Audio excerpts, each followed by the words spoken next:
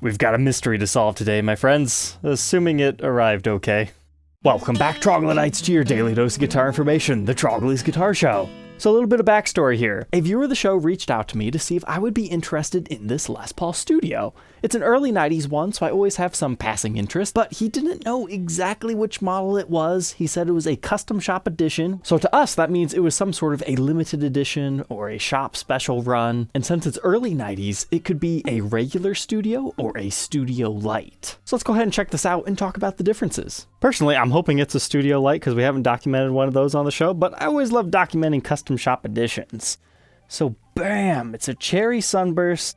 We've got a nice dark ebony fretboard, gold hardware. Looks like we're missing our poker chip. It's got some scratches. It's definitely more so player's grade, but I had to solve the mystery. So let's talk Studio versus Studio Lite. The Studio Lite series looks like this. They had the hot ceramic pickups, the 496R 500T, whereas the regular Studios would have the 490R 490T or the 490R 498T, depending on the year of production. However, the Lites had a different body. They were chambered out mahogany that was filled in with balsa wood that they called chromite. They did that to make the guitar lighter, but still technically be solid-bodied. Those are the main differences to know about, because in the early 90s, they all had ebony fretboards. Now, that would be a difference between them if you're looking at a later 90s one, because I believe the Studio Lites were in production from about 1990 until 1998-ish. You start to see them drop off after about 95, 96 and become a little bit more rare. First impressions here, I think this is just a regular Studio, but we're going to have to see what pickups might have been in here.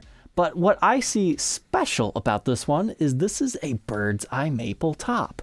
And Gibson was doing a lot of custom shop edition Birdseye maple guitars. In fact, we had documented a really cool Les Paul standard in a natural finish. And if you're not familiar with what Birdseye is, it's these little dimples in the wood. It makes it look like bird's eye. Some guys dig it, some guys don't. Personally, it's not my favorite, but occasionally an example will catch your attention and go, oh, okay, that's why people like bird's eye. But usually bird's eye is paired with a flame pattern in the chatoyant effect department. 3 pieces Birdseye. It's kind of a early 90s, sometimes you find it in the early 2000s, Gibson signature type thing. I think this one's got a cool vibe for a Studio. I just always like documenting these sweet custom shop editions. Because early 90s Studios in general are just awesome with their ebony boards. It's what I suggest to people when they come to me and say, I've got about, $900 to $1,500 for a guitar that I can use my entire life.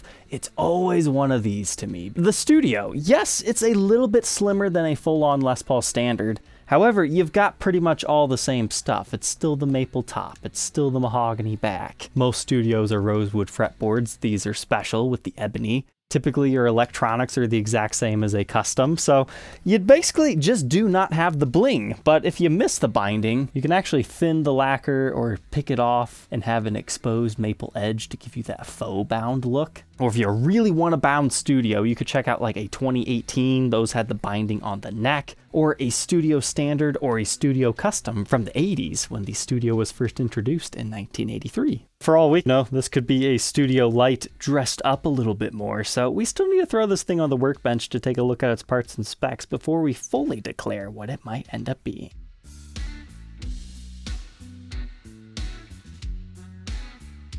So what is the final verdict here? Well, the bridge pickup cavity makes it really clear it's a regular Les Paul Studio. But while I was cleaning it, I realized why this looked like one of the Lites. Those also shipped without a pickguard stock. Now this one had one, it just wasn't included with the sale. Somebody had taken it off to appreciate the bird's eye. And Cherry Sunburst is not a common color for a regular Les Paul Studio, but you could find it on the Lites. So I think that's what makes this one special in Custom Shop Edition. The Heritage Cherry Sunburst finish, HCSB, with apparently maybe a walnut filler, and our 3-piece bird's eye top. I've always found that the regular Studios have a higher end feel than the Lites due to coming with the pickguard and having different color knobs. So in many ways, I'm actually kind of glad how this ended up turning out. It's a cool limited edition 90s Studio.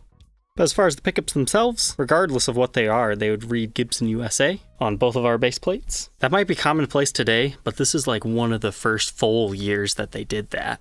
I believe it's 1991 when they start to transition into those. It appears somebody might have homemade wax potted this neck pickup. They might have been getting some squealing. That's what that waxy buildup on the edge is about. The bridge pickup also appears to have been wax potted, but maybe a little bit better of a job. Within the circuit, it's 13.52 k ohms. In the bridge, neck 7.82, and the middle, just for fun, 5. So that's the 490R 490AT set. The bridges in this era were still made by Schaller. It's the made in Germany version. That's how you can tell it's a late 80s, early 90s. They separate the made in Germany rather than just having it all on one side like the 70s. And that's Nashville in style, so it goes directly into a stud. Tailpiece is extra worn. I'm suspicious it's been replaced because I don't see our usual casting marks. Now as far as our controls, it's just 2 volumes, 2 tones. Can you spot the odd one out? Yep, that one has been replaced. At the very least, it's possible they've all been replaced. Here's a look at our pickguard area before I put it back on. I can say for sure that this toggle switch has been replaced. You really have to click it into the neck position and then it just like stays. So you have to deliberately move it to the next one and then there. So I'll have to see if there's wires like getting crossed or if that's just how this one is meant to be. But I had this poker chip in my parts drawer, so I figured it's all scratched up just like the rest of this guitar. Might as well throw it on there because underneath here you would see the scratches of the original ring. So I figured that completed the look. And while I was in there, I found a single ply black pickguard that I don't think I would use for anything else. Unfortunately, I do not have the mounting bracket, but I'm going to go ahead and put it on simply because that's a little bit closer to how this would have left the factory. Also, full disclosure, looks like somebody tried to route this pickguard a little bit larger to make something else fit at some point in time. As far as our condition, polished up okay. You've got some really deep scratches here. I'm not exactly even sure what would cause those. Perhaps it was somebody's rocker bracelet as they're picking and it just whoosh. That'd be my guess because they also kind of chewed up the edge in a few different areas. You've got like a finish crack and or check right there. Besides those, I mean, it wasn't really super beat up. I mean, we've got some dings over here, maybe some light strap wear over here, and a couple additional scratches there. But from a couple feet away, it looks okay. That's definitely the thing that catches your eye the most. There's certain angles that this top really just comes to life. Has a lot of dancing to it. That's just our regular maple top onto a mahogany body that likely has the 9-hole weight relief. But moving on from there, we've got our ebony fretboard. We've got 22 medium jumbo style frets. For me, it's not just that we have the ebony fretboard, it's the way the ebony feels. It was particularly good in this era, and it's usually pretty uniform in color as well, if that's something that you're worried about. I really like the inlays that they used in the 90s. They kind of look like the higher end custom shop stuff that they use today, so it wouldn't surprise me if they're real cellulose. Because it does look like some of the inlays have shrunk a bit, which is a characteristic of that. You always gotta double check this stuff. 24 3/4 inch scale and a 12 inch fretboard radius. But we've got a 1.7 inch nut width that increases to 2.04 by the 12th. First fret neck depth 0.85 and 0.97 by the 10th. Here's that neck profile at the first fret and the 12th fret. Surprisingly rounded, actually. I would say it's 50s in style as far as Gibson USA goes, not R7 baseball bat though. Now we can move on to the face of our headstock. Got our Gibson silkscreen logo, as well as the Les Paul model. And here's a look at our truss rod, that's in perfect shape. And the cover just reads Studio. So there it is, all strung back up. If you're curious how I made this not flop around, I pushed it a little bit under this pickup ring, so that is actually securing it. And to give you that faux raised look that the bracket normally gives you, I just stuffed some paper towel under there. Good enough, because I'm sure the next person that buys it is probably gonna be like, I don't want that pickguard on there anyways. But I happen to like that unbound, all blacked out look on a Studio. Very tempting to throw some ebony knobs on here too, but this is about what it would have looked like brand new. But now let's flip over to the back. It's looking much better now that we can see through all those fingerprints. Got some nicks and dings pretty much all over, but I didn't see any like crazy buckle rash area, except for right here. It was digging up against this ledge and broke the finish. We've got some nice mahogany wood grain back here. The 90s were known as the good wood era. That means a lot of different things to a lot of different people. Personally, for me, it's like 1990 through like 94, 95-ish. Some people extend that all the way into the early 2000s. Personally, I feel the early 2000s is like its own different thing. A lot of times that's just marketing mumbo jumbo on Reverb.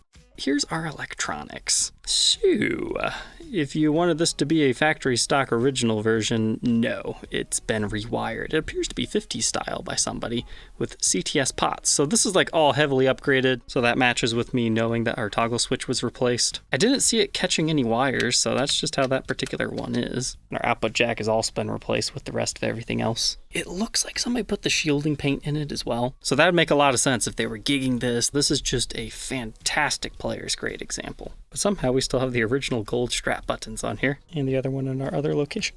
This lighting, you can kind of see what I'm talking about, that faux binding effect. If you were to take off the finish around there, it would just become a natural wooden color instead of this red that you currently have. PRS likes to toy around with that, but not as much on Gibson guitars. And it's easier to take it off the edge if you have a satin finish. But I also polished up our neck so it doesn't feel gummy anymore. The finish has been worn a little bit right here, and if you get it in the light just right, you can tell like the clear coat's been worn a little bit in some areas. It feels nice and smooth to me though. There's our oh so beautiful custom shop edition decal. It wasn't actually made in the custom shop. This was made on the same production line as everything else, it just got a special finish. That didn't exist until late 1993, so it technically didn't exist yet at the time of the stamping. That is the 63rd day of 1993, production number 364, made in USA. There's one more part replaced on here. Can you see it? You answered this tuner, you've got a keen eye. Notice it says Kluson Deluxe, whereas everything else is Gibson Deluxe, and the gold is a very slightly different hue. These do not stand the test of time if they don't get properly lubricated often. That is not uncommon at all to see it replaced. But you can also see this tuner tip is more vintage in style, whereas these kind of have those green keys. Now we'll look at it under blacklight. Obviously you can see some nicks and dings at the top. Here's that clear coat wear I was talking about. So you don't normally see all those areas worn through with regular lighting except for that one that we had shown. Then we've got our sweat absorption areas. Looks like his thumb dragging along here. This one's been broken in for you, I guess you could say. A little bit of clear coat wear along the back. Here's the rest of the edge of that neck. Looking over the back, you can tell sweat absorption area right there. And the worn area we talked about earlier. But our heel joint area is looking okay. Here's what our edge looks like. Helps show you some of the finish breaking dings. Now our base side, again, sweat absorption in that area, very common. And Heritage Cherry Sunburst looks kind of interesting underneath black light. Has a tobacco-like vibe to it. But definitely some sort of a finish rub right there. That's probably why they took this off, because whatever their playing style must really rub against there. And here's why you gotta love blacklight tests. Had I not caught the name difference on the back, this would have been a big red flag that, hey, something's been replaced. That particular knob does not look the same. And hey, this one doesn't have too bad of a weight for not being the chromite body. 8 pounds, 14 ounces, so just a hair under 9. But you gotta remember, some of that comes from the body. Usually a Les Paul is about 2 inches thick. This one is 1.78. So that slightly reduced mahogany body helps make up for some of that weight difference as well. So let's go ahead and plug this one in and hear how it sounds.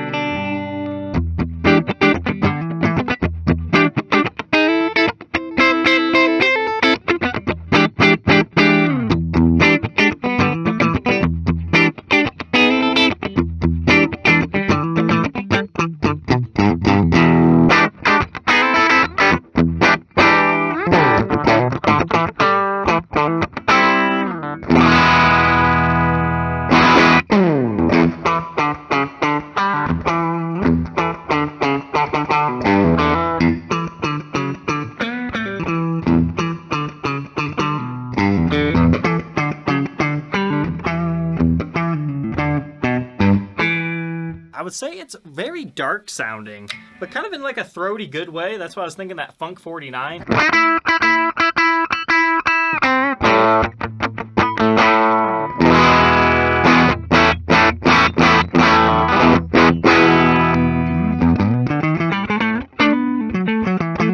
The middle position cleans it up a bit.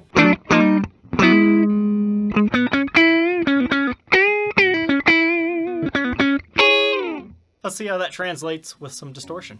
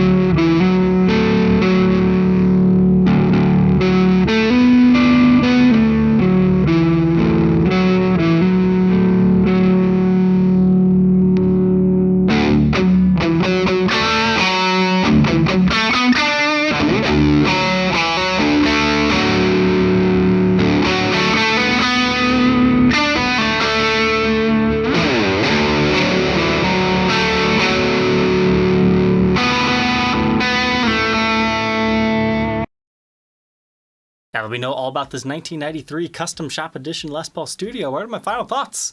I'm glad I picked this one up to document because I just love this era of studios, and it's fun to find out how many different limited editions actually existed. Another one that you might want to check out is the House of Guitars 30th anniversary. That one's got some pretty cool inlays. This one's a little bit more traditional. Cherry Sunburst is not a rare color on a Les Paul by any means, but it is technically a special finish for a studio of this particular era, and having the 3-piece top, it just makes it a little bit more unique. As far as the tones go, very dark and throaty sounding. I'm not sure if that comes down to the wax potting. I've heard sometimes that does affect the tone. Thankfully, 490R, 498T pickups, they're really easy to replace if you're looking for something a little bit different.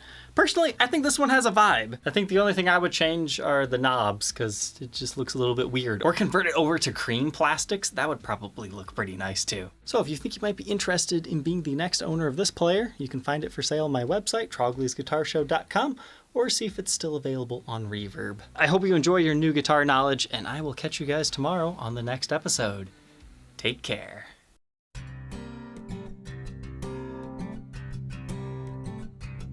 If you enjoyed tonight's episode, consider subscribing. I post videos like this every day. And you might even enjoy this next one.